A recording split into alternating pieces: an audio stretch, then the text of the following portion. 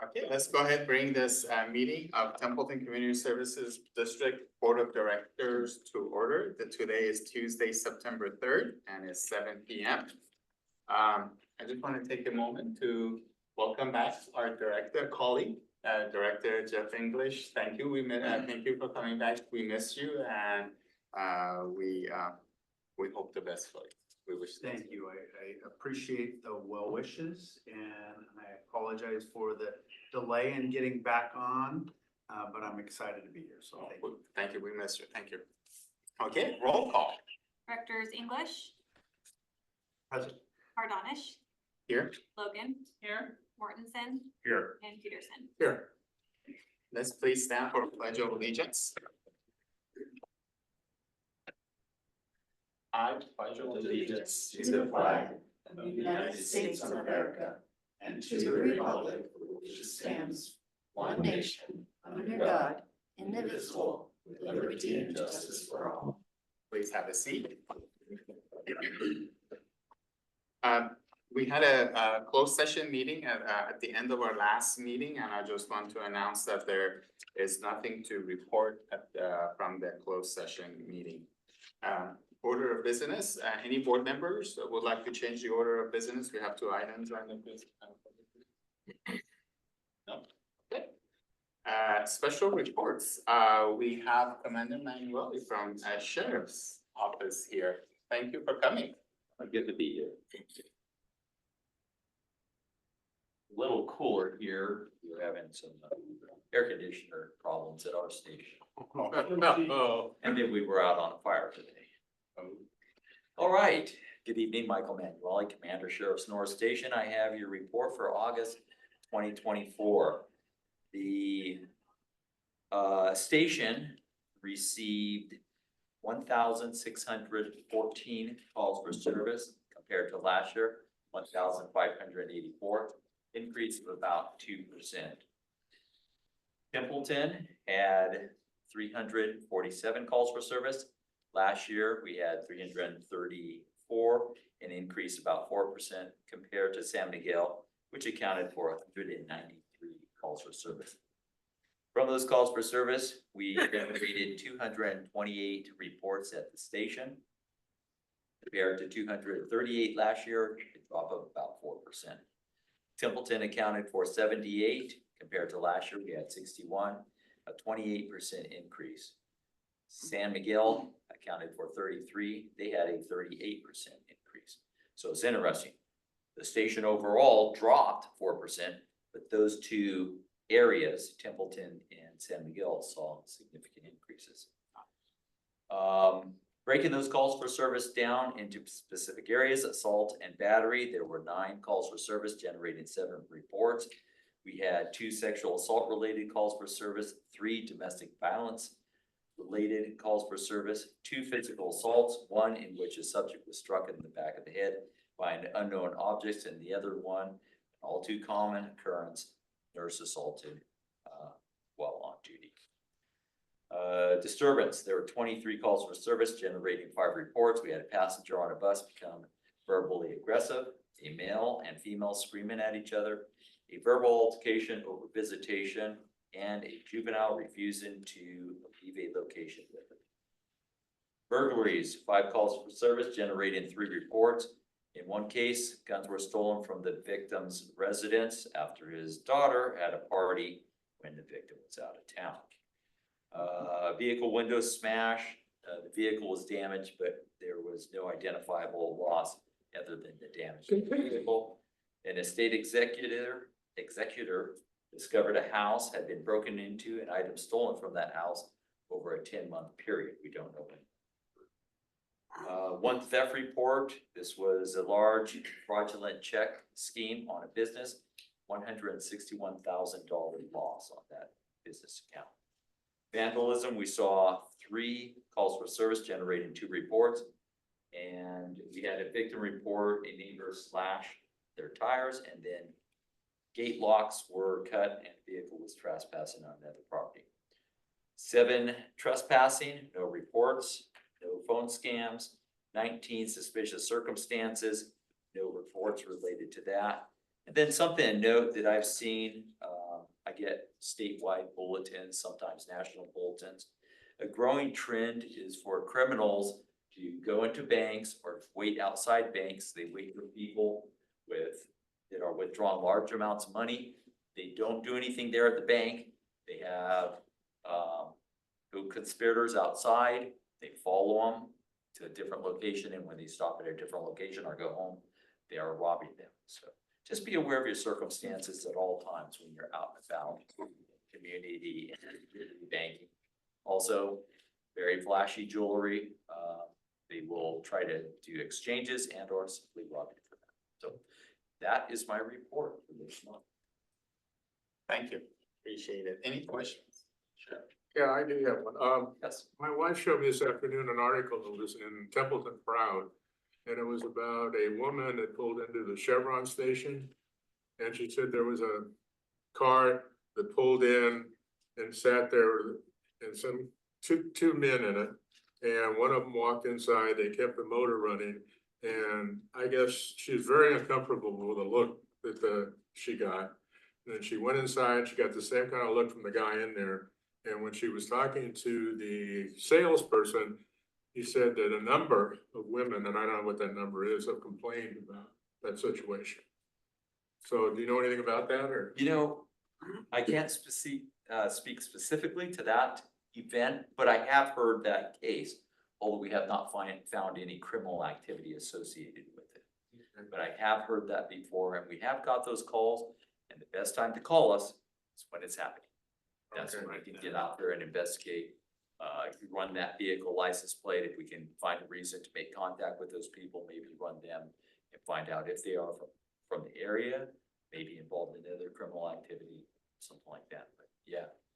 I mean, I would think that if a salesperson noticed that they would have done something to that. Oh, exactly. Don't leave the gas station. You're at a safe location when you have it. Well, she didn't leave. She waited until they left and made sure that they were down the street. And Exactly. even when she left, she said, you know, watch me get in my car and blah, blah, Yeah. blah. So, And most of our stations do have some kind of surveillance and cameras, and, you know, those calls do help, but I have heard a similar call, but not that specific one. okay. Thank you. Any other questions? Amanda? Any questions from public? Amanda? All right, that's it. Well, thank you very much. Appreciate it. Okay. So it's not here. All right, public comment. This is time for members of public may address the board on any items of interest within the subject matter jurisdiction of the board, but not on the agenda today. In compliance with the Brown Act, the board cannot discuss or act on items not on the agenda. Are there any public members that would like to make any comments at this time and on anything that's not on the agenda? No. All right, there are no comments. Consent agenda, we only have one item on there. It's the minutes from August 20th, 2024. Any questions on that? Any comments, or otherwise I will entertain a motion to approve the. I'll make a motion that we approve the minutes of August 20th, 2024. Okay, do I have a second? I'll second the motion. Okay, roll call please. Directors Peterson, Yes. Logan, Aye. English, I abstain. I was not in on that meeting. I did not participate on that meeting. Great, thank you. Mortensen, All right. and Fardonish. Aye. Okay.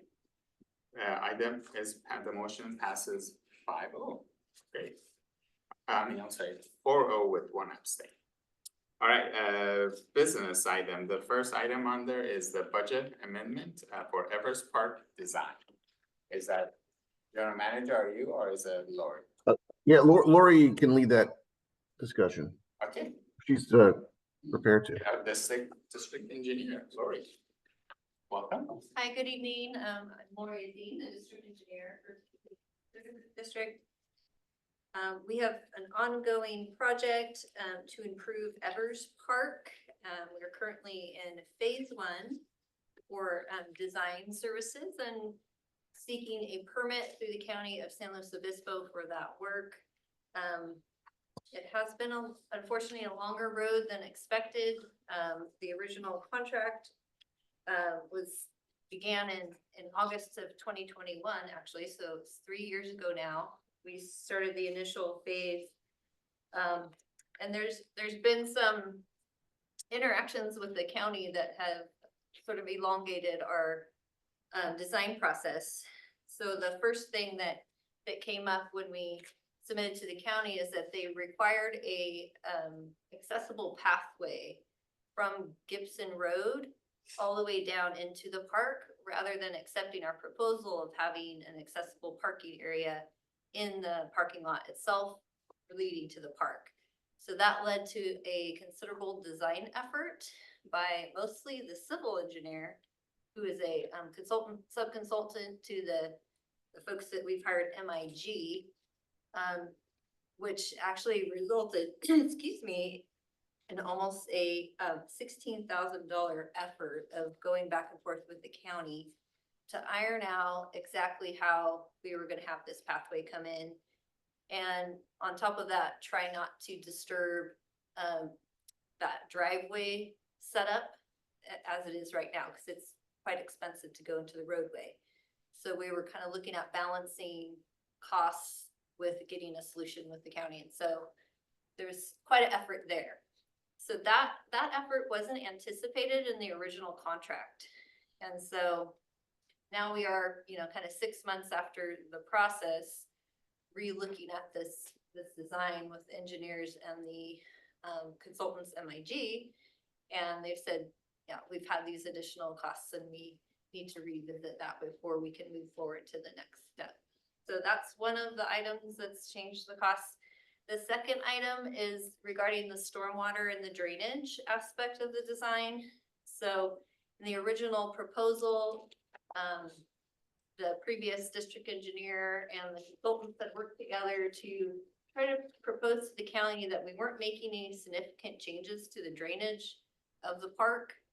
And so we could use the existing drainage basins and set up there for to provide, storage, drainage storage, and also any treatment that would be necessary for any of the additional pervious pavements.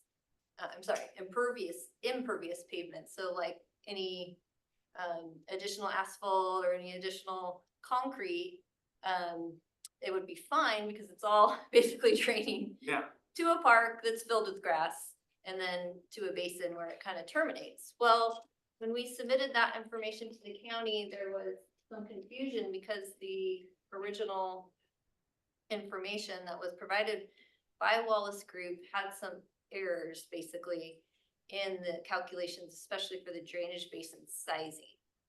And so as the county looked deeper into that document that we believed was a complete, it had the complete information, it turns out that it actually wasn't accurate to what is currently going on at the property.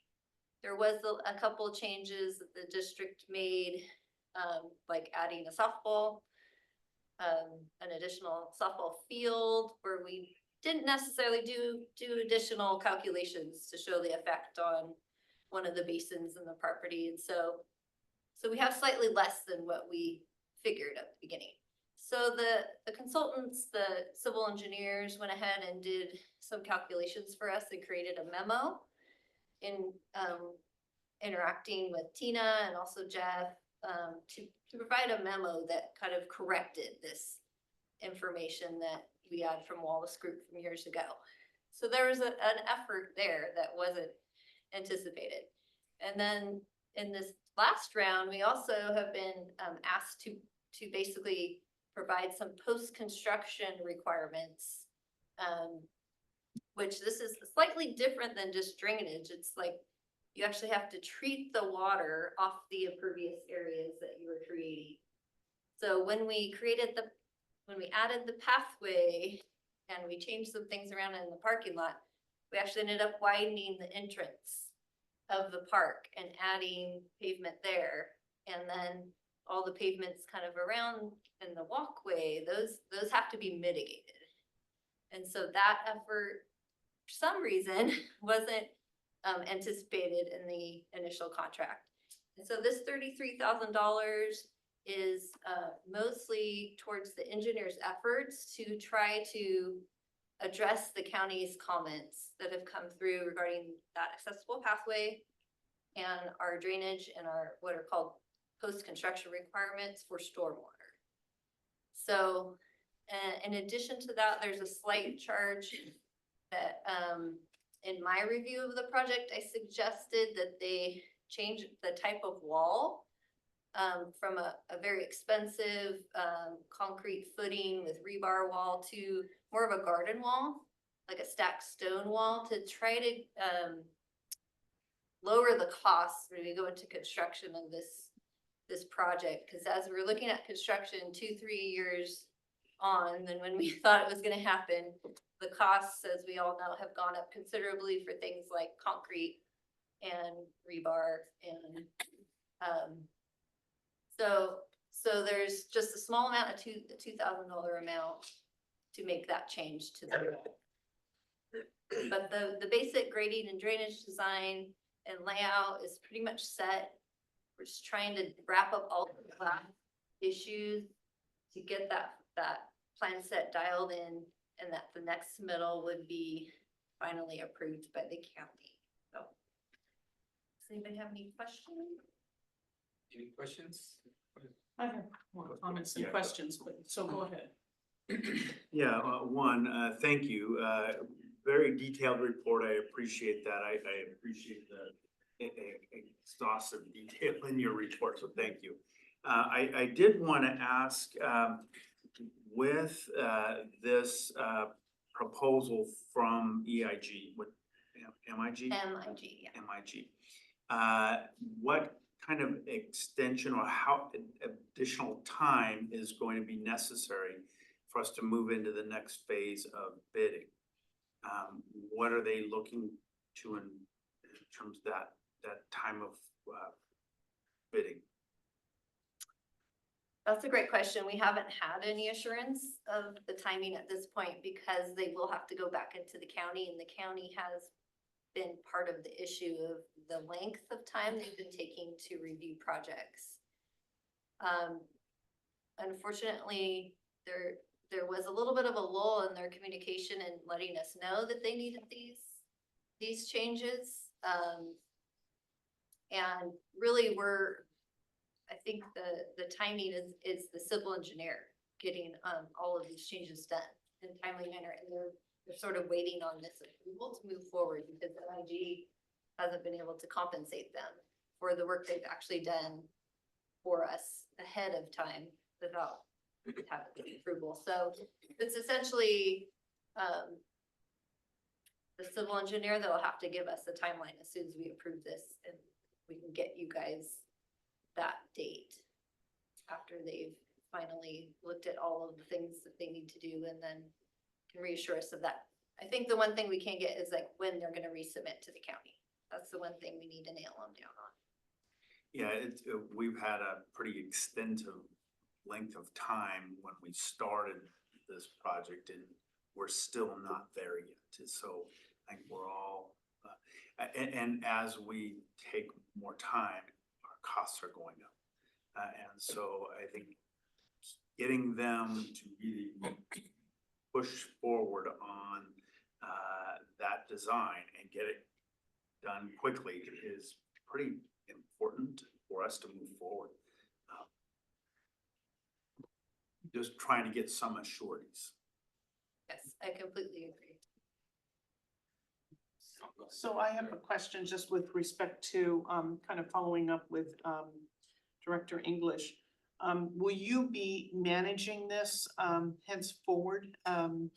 Because to your point, this has kind of been a very long process. And I know Mel has got to be very frustrated.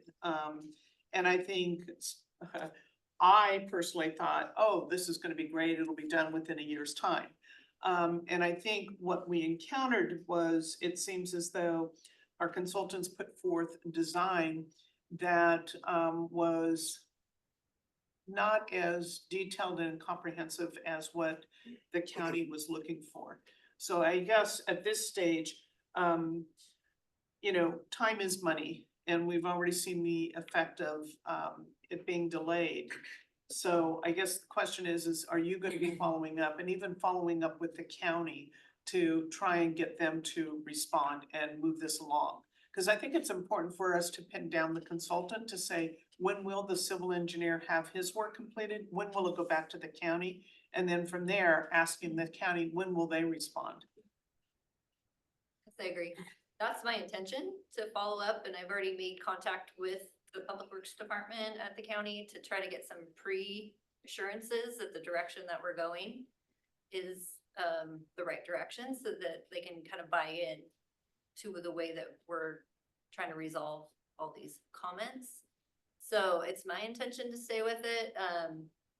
Mel and I are gonna be working together to make sure we have everything that we need in that package that gets approved.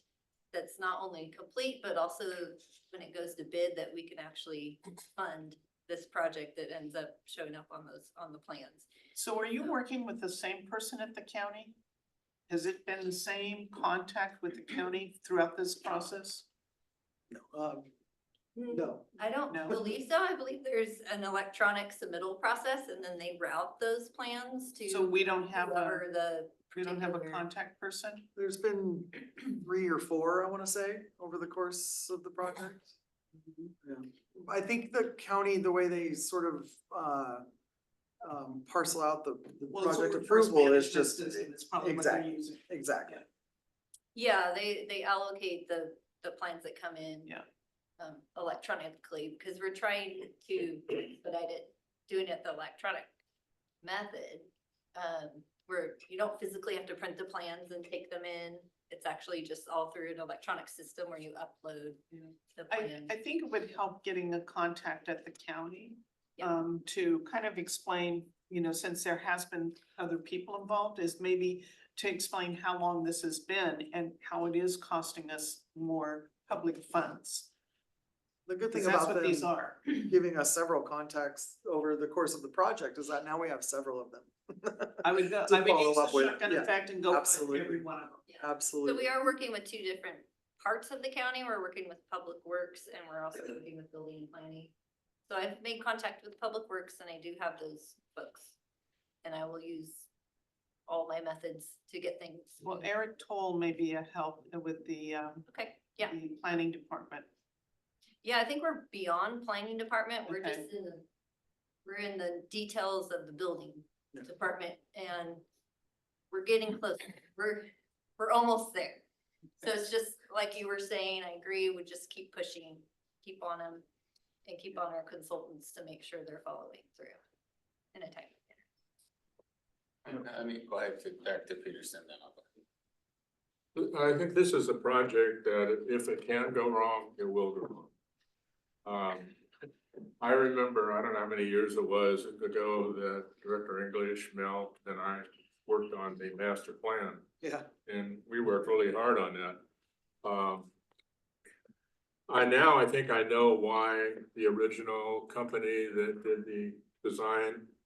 Now I know why their bid was the highest and we didn't pick them, because I don't wanna make any accusations, but I think they knew that these costs were coming, and that's why they billed how they did, and that's why they weren't chosen. And I've been told, and I believe that the bell should have went off then, when that company bid so high and we picked somebody else. I don't know, I think good luck with the county, because from everything that I've understood about the way the county works now, you can't just walk down and talk to somebody like it was 10 years ago. You have to make an appointment to talk to somebody, to pay some money, to schedule an appointment with somebody else to talk with them. And so good luck on getting the permit through the county. I'm kind of concerned about that. I mean, if we don't even know from our engineer when they're gonna submit to the county, And I know we have no idea how long it's gonna take the county, and they probably don't have anybody there, so they're gonna have to assign it to some private concern. Anyway, Well, this is on us, though. This isn't the county, so I. this is on us, but This is it's, on I'm us. talking about going forward. Yeah, well, You know, this is definitely on us. Yeah. And, you know, I blame all of us that were here as well as anybody else, but I mean, again, it's, if it can go wrong, it's gonna go wrong with this project. Yeah, one is I wanna just let everybody know, we have the right person on the team. Lori Azim is the best, and so we're confident with our ability to move forward, so. But I had a good question, a question about value engineering. I know you mentioned a couple things. I appreciate you identifying that change, are you doing any additional value engineering that may necessitate us additional changes that will reduce our cost? Yeah, we caught some things on the irrigation plans that weren't, Mel kind of said, oh, I didn't realize we were doing that at this point, so we're actually backing off the irrigation plans. And that would have been very disruptive to the fields. So that will be a future phase. So we've talked about the state of the fields and wanting to basically redo the turf at some point. So that's actually not even included in this phase. We're going to be looking at that in the next phase, which then we'll do all of the irrigation and place that correctly based on the new, you know, setup for the fields. So that will have a slightly lower cost, but we will be doing a little bit of irrigation work because the pathway will interrupt irrigation. When I've been talking about the stormwater post-construction requirements, my main question to the county was, what will you accept? That's basically the least cost option. Because we don't have anywhere to go here. This is an existing parking lot. It wasn't planned for this. And so I was just kind of talking them down to find the district the least cost option for that. And we may just come up with some pervious pavement. And that might be our solution. And also reduce our impervious area that way. So that's where I'm looking at, you know, any of our drainage and stormwater related things, just trying to find the least cost option that still meets the requirements. We also have it's an add alt option for not having a concrete path the entire distance around, but rather having a DG path from after, so there would be an accessible path to the playground. And then from that point on, it would continue to be a DG path all the way the rest around. So it'd still be graded so that it would definitely be usable by folks that, you know, are challenged, but it wouldn't be a paved surface. So those are the major things that we've looked at so far, but the concrete and the pathway coming from Gibson Road has been something that we really can't avoid at this point. Thank you very much.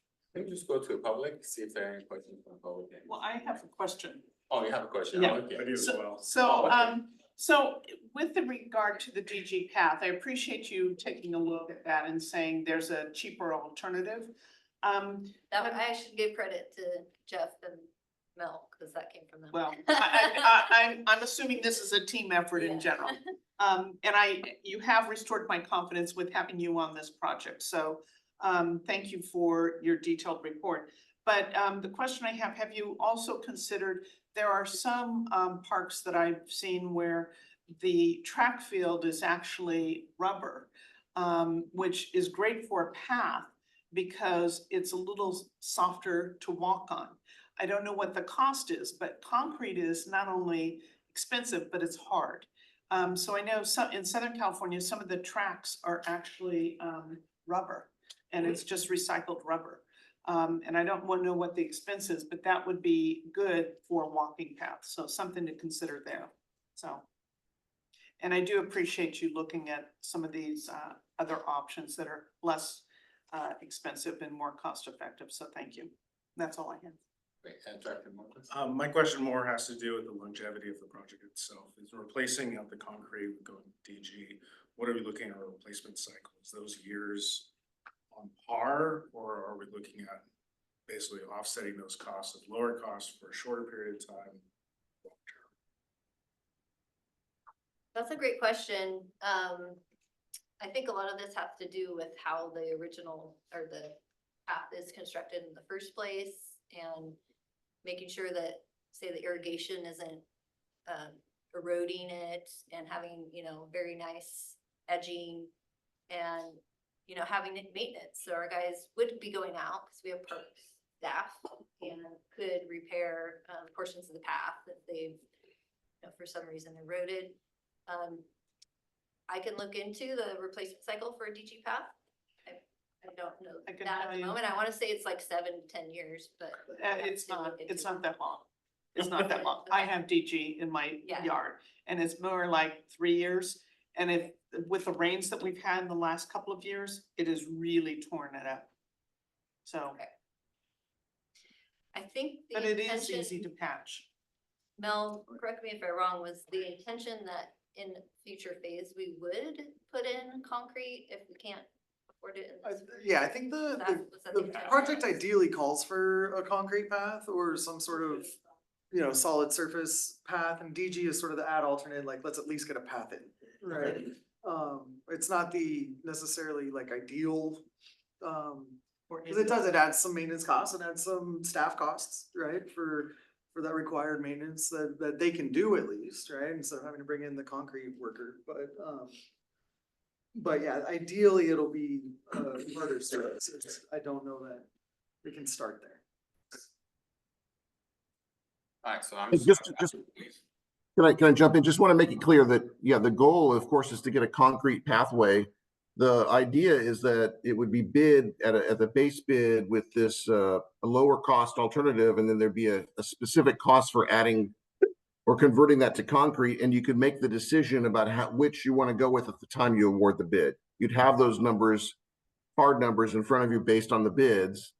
And then you could decide, yes, we can afford it, or we're going to figure out a way to afford it, and we want to go concrete for that path, or a more permanent solution than DG. But this was a way of at least securing that walkway, which was again one of the real high priority items for the park. Alright, thank you. I'm gonna go to public. Are there any comments, questions from public regarding this matter? No, okay, alright, I'll come back to the board for discussion, comments. I really appreciate, Lori, what you're doing. Looking at the different parts of the project, trying to save money and trying to move this along. I know it's not easy dealing with the county, so I do appreciate that. But as Director Logan said, we just gotta make sure that we continue the communications so things are not sitting around. My concern is that, I've noticed that we have only just over $1 million left in the capital fund. So how far that's gonna go, I know it was very, very tight. That's why we had to cut back a lot of things that we wanted to do, and now with things just getting more expensive, I don't know, it's just how far that 1 million is gonna go, but the longer we wait, the less we're gonna be able to do, so. I also want to just note, keep in mind, we did receive some grant funding for this project, and that funding has actually doubled over this last couple of years. We have about $350,000 in grant funding that we can add to that $1 million. Oh, okay, good. Actually, I was wondering about that. I was gonna ask Mel if there are other grant opportunities, especially since we're trying to do ADA compliance and things like that. If those things come, I'm sure you do that, you're good at that. So Always, yeah. so hopefully if we could continue to increase that account, that would be wonderful. Any other comments on this matter? No, but thank you, Lori. Yeah. And Mel, I know this has gotta be frustrating for you, so. Long road. I know. Appreciate all the effort. Yeah, I mean, I really don't see any other option except, yeah, you just have to, I It can is see what that, it yeah, is. yeah. Yeah, go ahead. I agree. I would move approval. Staff. Sure, that's a motion. All right, second, all right, roll call, please. Oh, Dr. Peters. Directors English, Yes. Peterson, Yes. Logan, Aye. Mortensen, Yes. and Fardonish. Aye. Okay, motion passes 5-0. Good luck. All right, the next item is the stormwater annual report. It's in my hand, Just Lori. kidding. Got the easy one out of the way.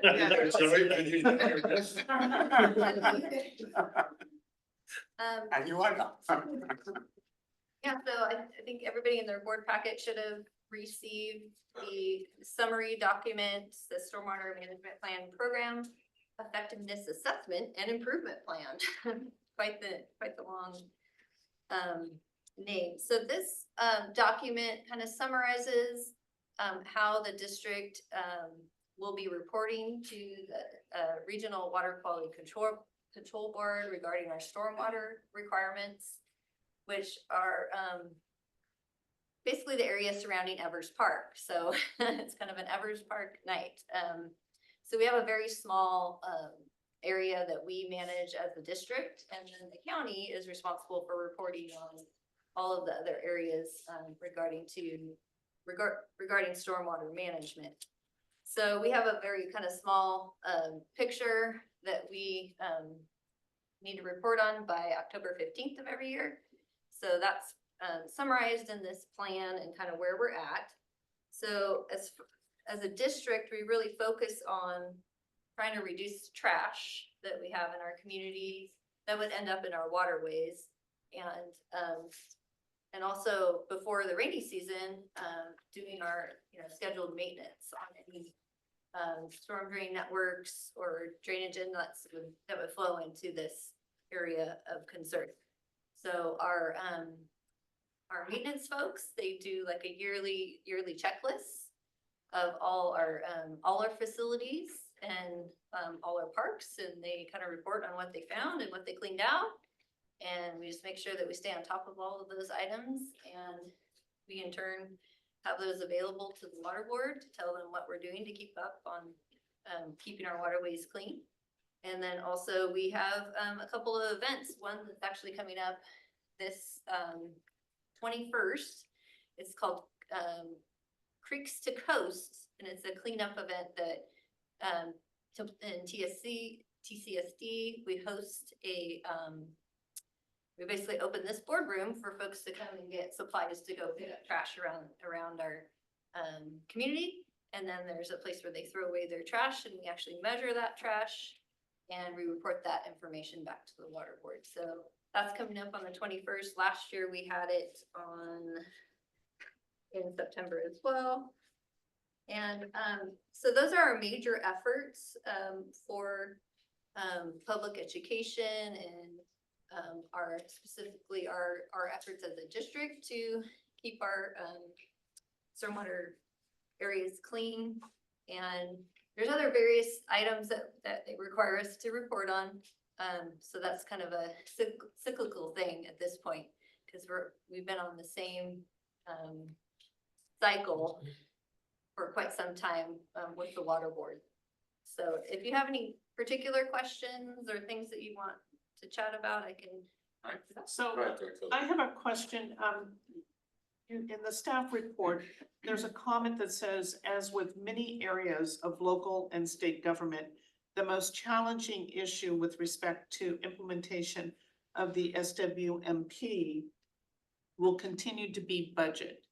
So my question is have you had any barriers thus far because of budget in maintaining compliance? Is that? I would say no, and I think maybe that's speaking to the fact that we don't have a lot of staff. So it's about staff time for, cleaning up areas, cleaning up parks, those kind of things. Like we've been looking for a parks staff member. So if we don't spend quite as much time at the parks, you know, then that is a challenge. So it's more of the staff time effort and that balance that we have here in the community where a lot of them are utilities workers and parks workers. And so finding that balance. I and think making it's, sure that- I think it's just the way it's worded. I Yeah. interpreted it saying will continue to be a Yeah, budget issue. I interpret that as we already have a barrier from keeping us from being compliant. I understand that it will require staff and resources and a budget to be able to be compliant, but the way it's worded makes it sound like we're not compliant. oh, right. No, I don't think that So I was don't know the if anybody intention. else had that reading of it. Yeah, I don't think that was the intention. Okay. I would think it was just saying that we're making our best efforts to meet all of those requirements, but there could always be more because there's a lot of, and we partner with a lot of the surrounding agencies to do efforts that are combined for say like public education. Yeah. A little district like us, we could go out and have a commercial and we could have, you know, lots of time spent and money spent on specifically talking about our community, but instead we partner with these other agencies to hopefully reduce the costs. And we actually pay into some of the advertising for that kind of thing. So there is ways where we're trying, even though we're short-staffed, we're trying to partner with the surrounding organizations to meet the intent of Okay, a lot of these reporting requirements. all right, Yeah. thank you for clarifying. That's all I had. Any other questions? I guess my question on that is there a projection at which time that staffing hours, specifically detailing this, that we would actually run out of staffing hours? Or are we like fully in the clear with current staffing levels that we don't see any kind of issue coming into the future for making sure that we don't have traffic? That's an excellent question, Eric. We're doing our best as department heads to try to anticipate any staffing shortages. I know, maybe on the wastewater side, we might have some challenges coming because we do have some additional requirements at a wastewater treatment plant that might be coming. As far as stormwater though, I think, you know, as long as we have all of our utility positions and parks positions full, then I think it's manageable. I would think so. Justin Black and Mel would be able to speak to that more because they oversee those areas, but I would say we do pretty well in those areas, but the challenge, you know, and you might hear about it in the next few months concerning the wastewater requirements from the regional board might be an area where we need some more support. Jeff, I don't know if you had anything to add to that. Yeah, nothing related to stormwater. I want to make it clear that we think we're compliant. The report gets uploaded every year. This item's before you really just to give the public an opportunity to comment on the submittal to the state to make sure that there isn't isn't something that the public expects to be done that we're not taking care of. And so this is just an annual kind of more of a housekeeping kind of a role. It's an annual report that goes to the Regional Water Quality Control Board. Great, thank you. Just a quick question. Thank you for the report. I appreciate that. Tommy German Park is not part of our stormwater management. I thought it was. Or is, because you mentioned Evers was. Right. So I Yeah, that, just curious, or is that we covered are by the owners of the actual property, so in that sense, it is our we need to oversee all our facilities. So we're reporting on how we've taken care of that facility. But the county would be the overall agency over that area over there. Thank So you. we have a specific, what's called an MS4 around Evers Park and those that area that drains towards Evers Park because of that large drainage basin that we do have on that property. Good to know. Thank you. Any other questions?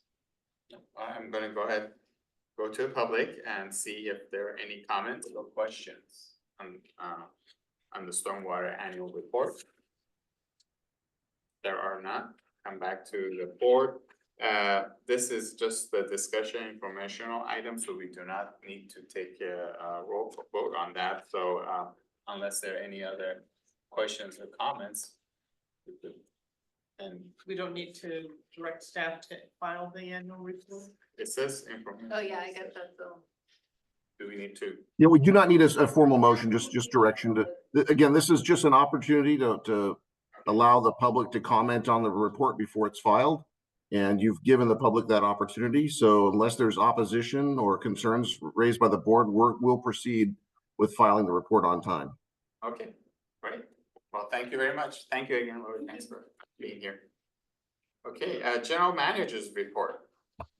Do you have anything to report to us, General Manager? Yeah, just a couple of items. I did want to report that, just as a reminder, we have 3 seats on the board that are going to change or up that would have normally been up for election in November. We only had 2 candidates run for the election, Deborah Logan and Naveed Fardanish. And those 2 candidates are anticipated to be appointed in lieu of the election. And so there will therefore not be an election in November for Templeton CSD Board of Directors. The 3rd seat,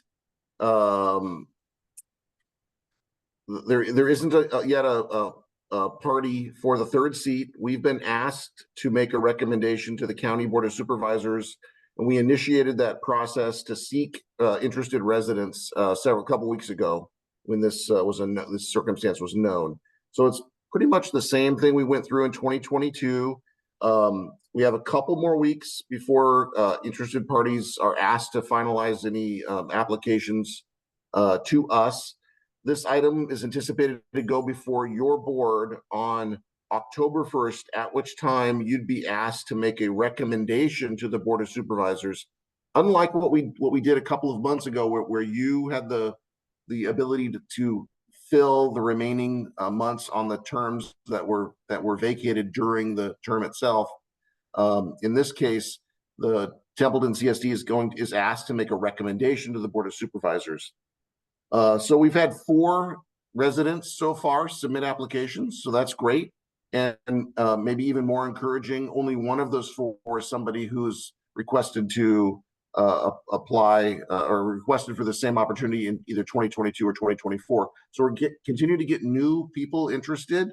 But if you know anybody who might be interested, please ask that they submit there's a very short application available online to us by the deadline, which I believe is the 20th or 23rd. Either way, it's about 2.5 weeks out. So if folks are interested, please let them know of the process. My second comment is that this is the first board meeting that I've participated in remotely since we've had the technology in the room, and the audio in particular works amazing. I can hear everything. As a matter of fact, before the board, and this is something I've not picked up on, even though I've watched many segments of board meetings in the past. Before the board meeting started, there were a lot of little conversations, and you could pick up 3 or 4 or 5 distinct conversations remotely. I guess that's I'll just have to note to self. Note to self. It's not part of the recording because that doesn't start until the meeting starts, but it works really, really well. And then finally, my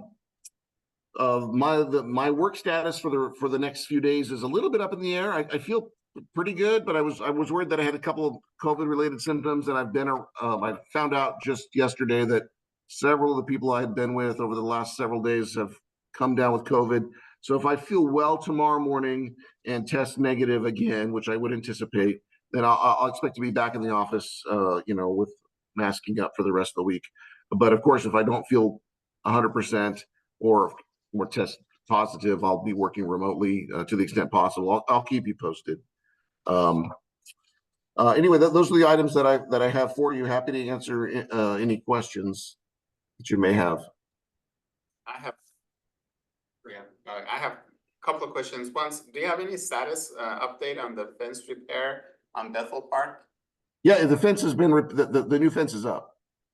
I mean, there's still, I guess, the sign is not there though, right? Yes, the sign may have been damaged in the accident, but it looks like it was more an issue of like dry rot, like it's just the posts were worn out. So the sign needs to be replaced, and that's going to be on us. Okay, all right, I guess I didn't know, was it repaired just recently? Because. Yeah, week and a half ago, maybe? Oh, okay, oh, Yeah, quite recently. okay, all right. And then, do you have any updates of, any concerns, regarding the fire that was near Trader Joe's? I can answer a few questions on that, or I can share with you what I know. No specific concerns. It looks like the fire likely started along that sort of parking area. It's not a formal parking area, but it's used that way along Vineyard Drive, along the fence line. And then it was a very windy afternoon last week. We did end up having, I believe, 8 engines from multiple area fire departments respond. At one point, a number of engines were on the scene. It was contained within forward progress was stopped within about an hour. About 2.5 acres total were burned. There was no structural damage. There's just, a plastic fence has been damaged, and obviously the brush and the grasses burned. Our fire department ended up spending about 5 hours on the scene that afternoon. But no reports of damage. There were a number of people. Probably the biggest impact during the fire itself was to the businesses off of Rossi Road. There's really only one way in and one way out, and that fire burned all the way down to Rossi Road. So for some period of time, Rossi Road was closed. And so there was never an evacuation, but it was pretty hard for folks to either enter into the sort of Trader Joe's area. That was actually quite, not really possible. And then for some periods of time, leave that area while the fire was active along that eastern portion of the property. But if you drive by there, you can see that the fire burned all the way to essentially Rossi Road at the corner of Vineyard and Rossi, and that's where that fence damage was. The moment I drove by the sheriff's office or CHP, I can't recall who actually had closed Rossi Road, and it was blocking traffic. So that's where we got the majority of the sort of concerns or complaints was when were customers able to leave. And again, I think that's really mostly an issue of that area of town has poor circulation. There is only one way in and one way out. We did not at all reach a point where we were concerned about evacuating folks or anything of that nature. The fire was not that tall, we got a good handle on it quickly, but it was inconvenient for those folks in that area. Thank you. Dr. Peterson, you have a question? I just want to clarify in my mind, if we submit a recommendation to the county board of supervisors, they still have the prerogative to appoint somebody else of their choice? They do, but last time this occurred in 2022, I was assured. I know they didn't then, but. Right, they do. It's there. They have the ability to make that appointment. These appointments were on the consent agenda in 2022, and I expect the same in 2024. And there are a number of special districts that are in the same boat that we are, where recommendations are being sought and will be processed together in early November by the County Board of Supervisors. But yes, it is ultimately the County Board of Supervisors' decision, and they could disregard. They have the right to, I guess, disregard your recommendation. Okay, thank you. Any other questions? Any questions from public for general manager? Okay, we'll come back to committee reports. We have one from TAG. Any questions on that or comments? No public comment on TAG report? Okay. I don't have a question on TAG, but I did on TRF. Okay, okay, so coming back, no public, did you wanna, I'm sorry, you had a question about TRF? Sure, I wasn't sure whether Mel had made an announcement about the revised date for the Living in the Dream. It's the Living the Scream event.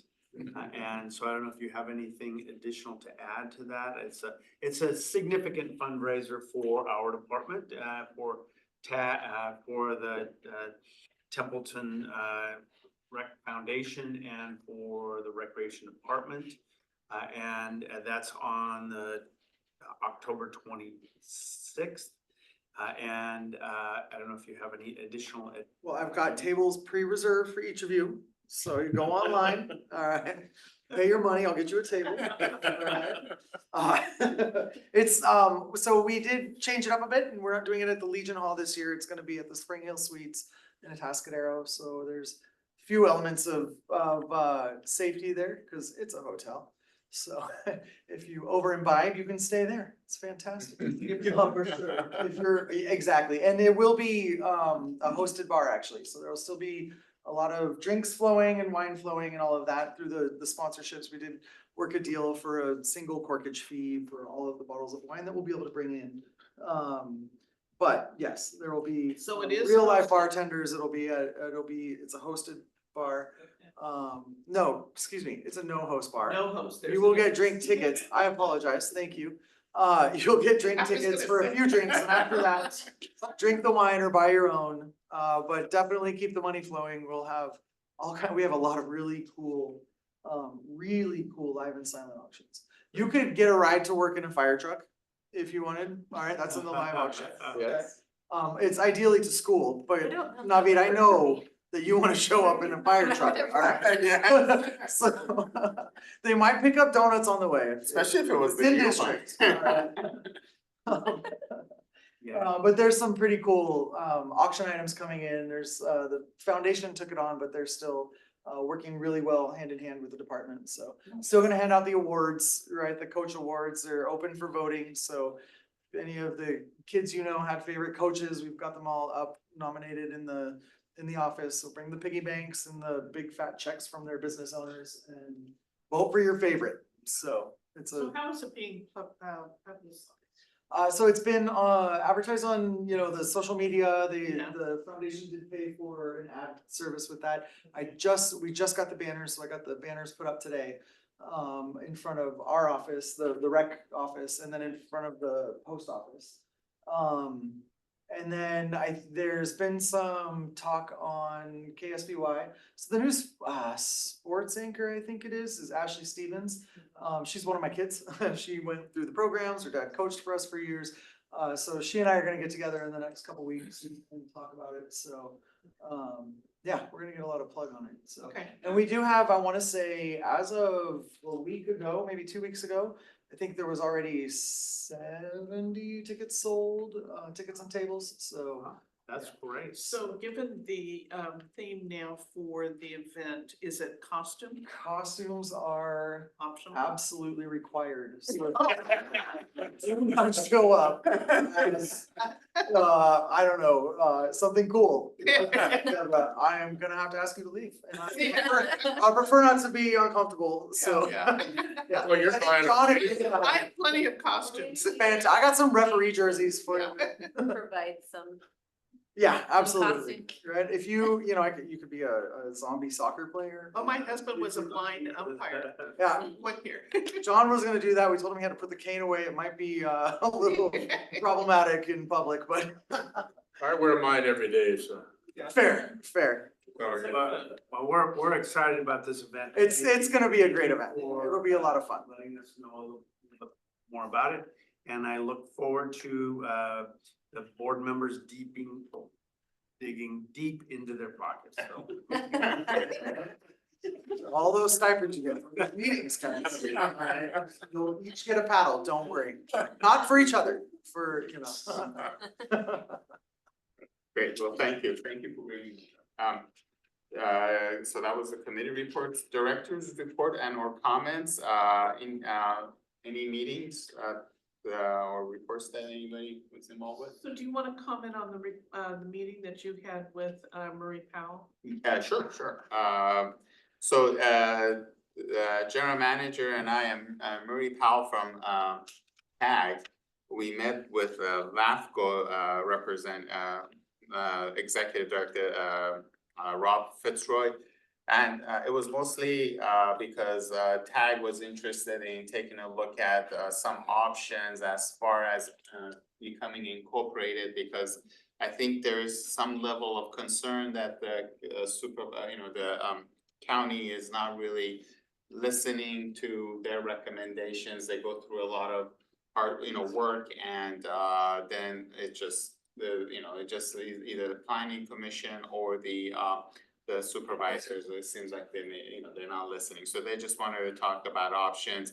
So, the LAFCO representative, Rob, he went over all the options, and, we had a workshop, several years ago. This was right before COVID.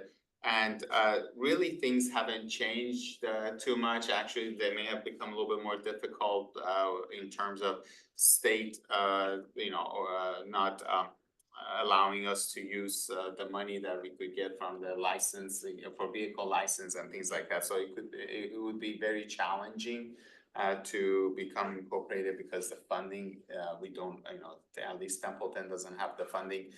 Maybe down the road as more certain businesses, like maybe, he mentioned like car dealerships or hotels and things like that, where you could get that. Target Center. Big box, yes, Too where you could get more revenue, then that, you could consider that. But, during our meeting, we also discussed some of the issues with planning, and actually TAG may look a little bit more into, because the county could allow them to have a little bit more say. So they're gonna look into that. Murray Powell asked us to stay involved, and we kind of just said, we're gonna take the back seat right now, because there isn't anything that TCSD could do at this point.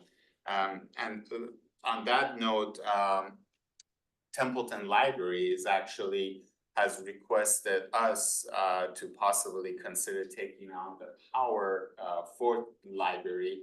And they kind of made an informal request, but general manager asked them to make a formal request to come to the board and to have this start an initial discussion as far as what it means for TCSD in terms of having the jurisdiction for library. So I don't believe they have made a formal request yet. At least I haven't heard anything, but. Yeah, actually it came just late today. Just late today. I haven't even looked at it yet. So yeah, this will come to you sometime this fall, I would guess, not for any sort of formal determination, but whether or not you want to cooperate with them as they continue to explore their funding options, and under what circumstances the district would be willing to take on library services. Yes, thank you. Yeah, originally they were just gonna contact LAFCO without us and kind of go that direction, but I think they realized that there needs to be a collaboration. So anyways, it seems like they made a formal request to come to the board to look at that and maybe discuss funding. Are they receiving any funding from the county? No, There's still none. But all that would be. Yeah. thanks for that, because I just heard everybody knows my involvement with the library for the last 20 years, but I'm not now. But I just heard today what you just said, or what Jeff said, and so I had assumed that we're further along in the process. So anyway, thanks for that. Yeah, no problem. All right, any other comments, questions, directors? No? All right, then, meeting adjourned. Thank you very much. Thank you. Thank you.